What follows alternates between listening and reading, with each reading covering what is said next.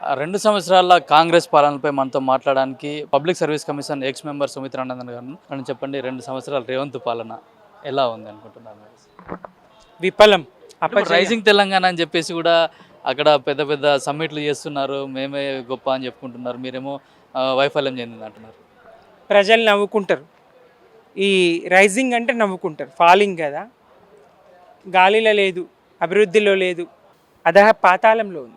ఏ రంగం చూసినా, ఒక్క రంగం అని కాదు, సంక్షేమమా, అభివృద్ధి, విద్యనా, వైద్యమా, ఏ రంగం చూసినా అధః పాతాళంలోనే ఈ 2 ఏళ్లలో ఉన్నది. వాళ్ళు ఇచ్చినటువంటి హామీలు పక్కన పెట్టిన 10 ఏళ్ల కేసీఆర్ చేసినటువంటి సంక్షేమ పథకాలను కూడా కొనసాగించలేని చేతగానితనం రేవంత్ సర్కార్లో కొట్టచ్చినట్టు కనబడ్డది. చేయలేకపోయిండు. కేసీఆర్ గారు 10 ఏళ్ల పాలనలో 9.5 సంవత్సరాలే. ఆ 9.5 సంవత్సరాల పాలనలో కొత్త రాష్ట్రాన్ని మరి కొత్త జిల్లాలను ఏర్పాటు చేసుకొని, కొత్త మండలాలను ఏర్పాటు చేసుకొని, కొత్త గ్రామ పంచాయతీలను ఏర్పాటు చేసుకొని, ప్రతి తాండాను గ్రామ పంచాయతీ చేసి, నూతన భవనాల నిర్మాణం చేసి, ప్రాజెక్టుల నిర్మాణం చేసి, చెరువుల పూడిక తీసి, మిషన్ భగీరథతో ఇంటింటికి నీళ్ళిచ్చి, ఎంత అభివృద్ధి, ఎంత సంక్షేమం. ఒక రంగం కాదు కదా, కేసీఆర్ గారి చూపు వారని రంగం ఏదన్నా ఉన్నదా, ఆయన కన్ను సోకని రంగం ఏదన్నా ఉన్నదా? అన్ని రంగాలను చూడగలిగినటువంటి దివ్య దృష్టి కదా కేసీఆర్ గారిది. అంత గొప్పగా ఆయన చూసి ప్రజలందరినీ, అన్ని వర్గాలను కడుపున పెట్టుకొని సాదుకున్న కన్న తండ్రిలాగా ఆయన చూడగలిగింది. తండ్రి కూడా తన బిడ్డలందరినీ సమదృష్టితో చూడగలడో లేదో కానీ కేసీఆర్ గారు అన్ని వర్గాలను, కులాలను, మతాలను అందరినీ సమదృష్టితో చూడగలిగింది. ఒక చక్కటి పాలన, ఒక చల్లటి పాలన, సుఖశాంతుల పాలన, 9.5 సంవత్సరాల పాలన అయితే అలజడుల పాలన, అపజయాల పాలన, ఓటమి పాలన, విఫల పాలన, అసమర్థ పాలన, ఈ 2 ఏళ్ల పాలన కదా. అంటే ఇప్పుడు జూబ్లీహిల్స్లో కూడా మా పాలన చూసే, మా పథకాలను చూసే గెలిపించారని కాంగ్రెస్ పార్టీ, ఇటు రేవంత్ రెడ్డి కూడా చెప్పుకుంటున్నారు. మీరేమో అన్ని రంగాలలో విఫలం చెందండి. అన్ని రంగాల్లో విఫలం చేస్తే మరి జూబ్లీహిల్స్ ఎట్లా గెలిచారండి? ఒకటి, జూబ్లీహిల్స్ ఎన్నికల్లో బీసీ బిడ్డ, స్థానికుడు అనే ప్రచారం ఒకటి, బీసీ అనే ప్రచారం ఒకటి, 2. ఈ 2 ఒక ఎత్తు అయితే, రేవంత్ రెడ్డి బెదిరింపులు మీరు చూసిండ్రా? సీఎం రేవంత్ రెడ్డి గారు బెదిరింపులు ఒక ఎత్తు, సీఎం రేవంత్ రెడ్డి గారు ప్రచారంకి వెళ్ళి బెదిరింపులు. ఎట్లా బెదిరించగలిగినరు? జూబ్లీ హిల్స్లో కాంగ్రెస్ ఓడిపోతే, నవీన్ యాదవ్ ఓడిపోతే మరి రేషన్ కార్డులు రద్దవుతాయి, సన్న బియ్యం రద్దవుతాయి, ఫ్రీ బస్సు రద్దవుతుంది, అలాగే 200 యూనిట్లు ఏదో ఫ్రీ ఉచిత విద్యుత్ ఏ 4 ఇళ్ళకి వస్తుందో తెలియదు, అది రద్దయిపోతుంది. 500 గ్యాసు ఎంతమందికి వస్తుందో తెలియదు, లెక్క పత్రం ఏది ఉండదు, అయినా అది కూడా రద్దవుతుందని, చేసినవి చెయ్యని అన్నీ రద్దవుతాయి అని చెప్పి అక్కడ ప్రజల్ని భయభ్రాంతులకు గురి చేసి, అక్కడ స్లమ్స్, అక్కడ పేదలు నిజమనుకుంటారు, భయపడతారు, నమ్ముతారు. అట్లాంటి పరిస్థితుల్లో ఒక బీసీ బిడ్డ అయి ఉండి, ఒక స్థానికుడు అయి ఉండి బెదిరింపులతో ఈ రకంగా గెలిచిన గెలుపు కాదు. ఇంకొకటి, అక్కడ ఈ ఎన్నికలు దానికన్నా ముందు స్థానిక సంస్థల ఎన్నికలు ఈ 17%తో వెళ్తున్నాడు కదా. సర్పంచ్ ఎన్నికలు, స్థానిక సంస్థల ఎన్నికలు ఇవి జూబ్లీహిల్స్ కన్నా ముందు జరిగితే అక్కడ అభ్యర్థి గెలిచేది తెలుస్తుండే బీసీ పేరు మీద. బీసీలను మోసగించిండు కదా. నిన్న ఒక బిడ్డ బలైపోయిండు కదా, సాయి ఈశ్వరాచారి, జోహార్లు చెప్పుకోవాలి ఆయనకు. అది ప్రభుత్వ హత్య, ఆత్మహత్య కాదు. బీసీలు గుర్తించిండ్రు. మోసగిస్తా ఉన్నాడు. ఒక్క బీసీలననే కాదు, సమస్త ప్రజానీకాన్ని, కులాల వారిగా, మతాల వారిగా ఎట్లా చూసినా కేసీఆర్ గారు బతుకమ్మకు చీరలు ఇచ్చిండ్రు. 1,30,00,000 మంది ఆడబిడ్డలకు చీరలు ఇచ్చిండ్రు. దాంతో అటు నేతన్నలకు మేలు జరిగింది, ఇటు మహిళలకు గౌరవం దక్కింది.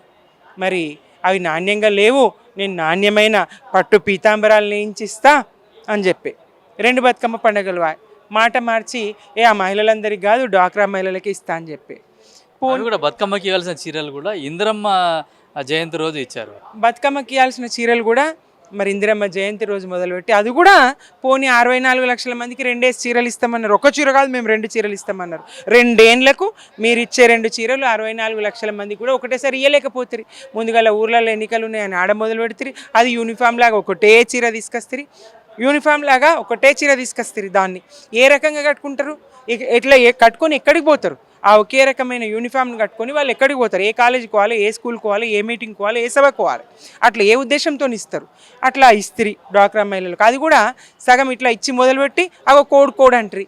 మీరు ఉత్సవాలు చేసుకోవడానికి, విజయోత్సవాలు చేసుకోవడానికి, మీరు సమ్మిట్లు పెట్టుకోవడానికి, గ్లోబల్ సమ్మిట్లు పెట్టుకోవడానికి అడ్డురాని కోడుగా ఆడబిడ్డలకు చీర ఇవ్వడానికి అడ్డొచ్చిందా? ఆపేస్తిరి. అది కూడా ఆపేస్తిరి. అంటే మీరు ఇవ్వలేరు. ఎన్నికల కూడా అడ్డు పెట్టుకొని వాళ్ళకి ఇచ్చే చీరలు కూడా మీరు ఆపేసారు. మీరే ఆపేసిండ్రు. ఆనాడు రైతు బంధు కేసీఆర్ ప్రభుత్వము ఎన్నికలకు ముందు ఇవ్వబోతే రైతు బంధు అడ్డుకున్నది ఇదే కాంగ్రెస్. ఇవాళ మళ్ళీ చీరలు ఇస్తున్నట్టే ఇచ్చి అడ్డుకున్నది వీళ్ళే. ఎవరు అభ్యంతరం పెట్టలేదు.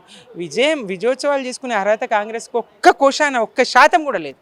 అంటే 1,00,00,000 మంది మహిళలను కూడా కోటీశ్వరులను చేస్తాను కూడా ఒక హామీ ఇచ్చారు. అది నెరవేరింది అనుకుంటారా? యాజ్ ఎ మహిళగా ఒకసారి ఇప్పుడే చెప్తున్నా కదా అదే అంశము. 1,00,00,000 మంది మహిళలను కోటీశ్వరులను చేసుడు మాట తర్వాత సంగతి. 1,00,00,000 మంది మహిళలకు ఒక్కొక్క చీరనన్నా ఇయ్యగలవా? ఈ కాంగ్రెస్ ప్రభుత్వానికి అది చేతనవుతుందా? కాంగ్రెస్ ప్రభుత్వానికి 1,00,00,000 మంది మహిళలకి ఒక చీర ఇవ్వడం అన్నా చేతనవుతుందా? మహిళలకు ఇచ్చినటువంటి 2,500,000 ఇవ్వడం కోటీశ్వరులను చేసుడు తర్వాత ముచ్చట. 2 ఏళ్ళ నుంచి నువ్వు ఇప్పుడు సంవత్సరానికి 30,000 చొప్పున 60,000 బాకీ పడ్డావు. 60,000 ఇవ్వగలవా పోనీ కోటీశ్వరుల తర్వాత? ఆ 1,00,00,000 మంది కంటే ఎక్కువ ఎల్లలుగా ఇంకా నువ్వు అందరికన్నా 18 సంవత్సరాలు నిన్న ప్రతి పేద మహిళ ఖాతాలో నేను వేస్తా అని చెప్పినావు. సరే, ఒక 1,00,00,000 మంది మహిళలకి 2 ఏళ్ళ బకాయిలు చెల్లించు, లేదా ఇప్పుడు ఆ పథకాన్ని ప్రారంభించు. ఏం చేయగలిగినావని ఎట్లా చెప్తావు? కోటీశ్వరులను ఎట్లా చేయగలుగుతావు? మహిళలు ఒక ఉచిత బస్సు, అది కూడా ఆర్డినరీ ఎక్స్ప్రెస్, 2 బస్సులు, ఎట్లా కోటీశ్వరులు అవుతారు? ఒక డాక్రా మహిళకు ఒక చీర కూడా ఇంకా సక్కం గీయలు, ఎట్లా కోటీశ్వరులు అవుతారు? ఏ రకంగా చూపు మంత్రం అంటే అయిపోతారా? మీరు కోటీశ్వరులు అవుతున్నారు కదా, మీరు కమిషన్లు తీసుకొని మీరు కోటీశ్వరులు అవుతున్నారు. పాపం ఎమ్మెల్యేలు కాదు, ఎమ్మెల్యేలు బాధపడుతూ ఉన్నారు. ఎందుకంటే నియోజకవర్గ అభివృద్ధికి ఎలాంటి నిధులు లేవు. కేసీఆర్ గారు గతంలో 5 కోట్లు ఇచ్చేది నియోజకవర్గ అభివృద్ధి నిధులు, ఇప్పుడు అవి కూడా లేవు. 2 లక్షలు లేవని ఆ ఎమ్మెల్యేలే చెప్తున్నారు. 2 లక్షలు కూడా నియోజకవర్గ అభివృద్ధికి లేవు. సస్తే సావులకు లేదంటే పెళ్ళిళ్ళకు పిలిస్తే పెళ్ళిళ్ళకు పోతున్నాం తప్ప 2 లక్షలు కూడా నియోజకవర్గ అభివృద్ధికి లేవని ఆ ఎన్ఎం శ్రీనివాసరెడ్డి గారు చెప్పిండ్రు. నిన్న బాలునాయక్ గారు చెప్తున్నారు. మదన్ మోహన్ గారు ప్రపంచ బ్యాంకుకి ఏకంగా లేఖలు రాసిండు, నాకు 100 కోట్లు కావాలి అభివృద్ధికి, ఇవ్వమని ఇవ్వమని. గతంలో కేసీఆర్ గారు ఒక నియోజకవర్గానికి వచ్చిందంటే ఆ నియోజకవర్గంలో ఏం కోరుతున్నారు, ఏం అడుగుతున్నారు, అక్కడికక్కడ శాంక్షన్. మా కామారెడ్డికి వచ్చిండ్రు, మాకు ఒక 50 కోట్లు కావాలి, మేము రోడ్లు సెంట్రల్ లైటింగ్ అంతా చేసుకుంటామంటే అక్కడికక్కడ మంజూరు చేసి వచ్చిండ్రు. రేవంత్ రెడ్డి గారు కామారెడ్డికి వచ్చిండ్రు, వరదల్లో మునిగిపోయిన కామారెడ్డిని చూడడానికి వచ్చిండ్రు. ఏమిచ్చిండ్రు? పంట సాయంగా పంటలు మునిగితే 10,000 ఇస్తా అన్నాడు, 10 పైసలు వేయలేదు ఇంతవరకు. ఇండ్లు కూలిపోయిన వాళ్ళకి ఇంతవరకు ఇల్లు లేదు. కామారెడ్డి వరద బాధితులకు ఇప్పుడు రేవంత్ రెడ్డి గారు రూపాయి సాయం కూడా చేయలేదు. ఇది రేవంత్ పాలన. ఇది విజయమా? విఫలం కదా, ఇది అపజయం కదా, ఇది ఓటమి కదా, ఇది ప్రజల్ని ముంచుడు కదా, ఇది దగ కదా, ఇది మోసం కదా. డిక్షనరీ వెతకాల, వీళ్ళు చేసిన మోసానికి పర్యాయ పదాలు వెతకడానికి డిక్షనరీలు వెతకాలి, తెలుగు నిఘంటువులు వెతకాలి. అంత మోసం కాంగ్రెస్ ప్రజలకు, తెలంగాణ ప్రజలకు చేసింది. అన్ని వర్గాలను వంచిస్తూ 2 ఏళ్ళు పూర్తి చేసుకున్నది, ఇంకా 3 ఏళ్ళు ఉన్నాయి. ఏం చేస్తామో చెప్పాలి కదా. 40-41 ముందు ఇప్పుడు చూడు, ప్రస్తుతంలో నువ్వేం బాకీ పడ్డావో ఆ బాకీ తీర్చు. నిరుద్యోగులకు బాకీ పడ్డావు తీర్చు, మహిళలకు బాకీ పడ్డావు తీర్చు, ఆసరా వృద్ధులకు బాకీ పడ్డావు తీర్చు, విద్యార్థులకు బాకీ పడ్డావు తీర్చు. ఈ బాకీలన్నీ ఉద్యోగులకు బాకీ పడ్డావు 5 DAలు తీర్చు. పదవి విరమణ పొందినటువంటి ఉద్యోగులకు బాకీ పడ్డావు, వాళ్ళ డబ్బులు వాళ్ళకి ఇవ్వు. రైతన్నలకు బాకీ పడ్డావు ఇవ్వు. అంగన్వాడీలకు, ఆశాలకు, ఒక్క వర్గానికి కాదు, సమస్త తెలంగాణ ప్రజానీకానికి రేవంత్ సర్కారు బాకీ పడ్డది. ఈ బాకీలు చెల్లించి పాలన చేతనైతే చెయ్యండి, లేదా ముక్కు చెంపలు కొట్టుకొని 2 సంవత్సరాల్లో మేము విఫలం చెందినాం, ఇంకా 3 సంవత్సరాల తీరు మార్చుకుంటాం, చేయగలిగినంత చేస్తామని ప్రజల ముందు తప్పొప్పుకోండి. అయితే కాంగ్రెస్ ప్రభుత్వం పూర్తిగా 2 సంవత్సరాల్లో మొత్తం విఫలం చెందింది. ఈ విజయోత్సవాలు కాదు విఫలోత్సవాలు అని చెప్పి కూడా బీఆర్ఎస్ నాయకులు చెప్తున్నారు. కెమెరామెన్ కిరణ్తో కిరణ్ కుమార్, పల్లవి టీవీ, హైదరాబాద్.